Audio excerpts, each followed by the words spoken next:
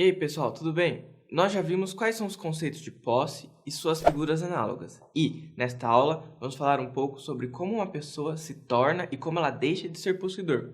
Como já dissemos, a posse é um fato e corresponde ao exercício de algum poder análogo à propriedade. Considerando essa natureza, alguns autores chamam a atenção à circunstância de que, como um fato, ela não pode ser adquirida, pois apenas tem início ou fim. Com isso em mente, pode-se dizer que a posse tem início quando se torna possível o exercício fático do uso, da fruição, da disposição ou da perseguição da coisa. É nesse sentido que determina o artigo 1204 do Código Civil. Vejamos, adquire-se a posse desde o momento em que se torna possível o exercício, em nome próprio, de qualquer dos poderes inerentes à propriedade.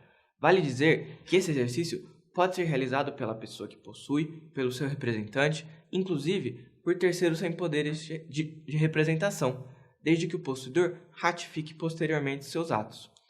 Vale notar também, como já dissemos lá na primeira aula, que a posse pode ser transmitida por herança. A sucessão mortis-causa implica não só na transferência da propriedade, mas também na posse que estava no patrimônio do autor da herança, com todas as suas qualidades e defeitos que essa posse poderia ter. Assim, qualquer vício objetivo ou subjetivo da posse transmite-se ao sucessor, como as qualidades de boa-fé ou as qualidades que autorizem a uso capião. Nesse mesmo sentido, o artigo 1207 do Código Civil estabelece o princípio da continuidade da posse, pelo qual o sucessor recebe e mantém a mesma posse do seu antecessor. Esse princípio permite que o adquirente possa contar o tempo de sua posse do seu antecessor não só para fins de uso capião, mas também para outros efeitos da posse, como para as ações possessórias. Ainda, em se tratando da aquisição da posse, vale apontar o artigo 1208, que mencionamos na aula passada. Esse artigo dispõe não induzirem a posse os atos de permissão, tolerância, nem aqueles atos violentos ou clandestinos, enquanto perdurar a violência e clandestinidade. Então, não adquire a posse o ladrão enquanto foge, ou um colega que guarda a coisa do companheiro que se ausenta rapidamente. Por fim, é importante notar o conteúdo do artigo 1209, segundo o qual posse de um imóvel permite que se presuma também a posse das coisas móveis que nele estiverem. Como geralmente as coisas ali presentes são pertenças e não simples acessórios, a sua afetação ao uso ou ao serviço do imóvel induz que se presuma a posse sobre todos eles. A presunção nesse caso é relativa e admite prova em contrário, mas a vantagem é que basta a demonstração da posse do imóvel para aproveitar a presunção em relação aos bens móveis. Perde-se a posse quando se perde o exercício dos poderes fáticos análogos ao domínio. Essa perda pode ser voluntária, como no caso do abandono, ou involuntária, como quando as circunstâncias impedem o exercício de poder sobre a coisa, ou quando o possuidor é vítima de esbulho. Em caso de esbulho, é preciso saber que existem regras específicas no artigo 1224 para o caso.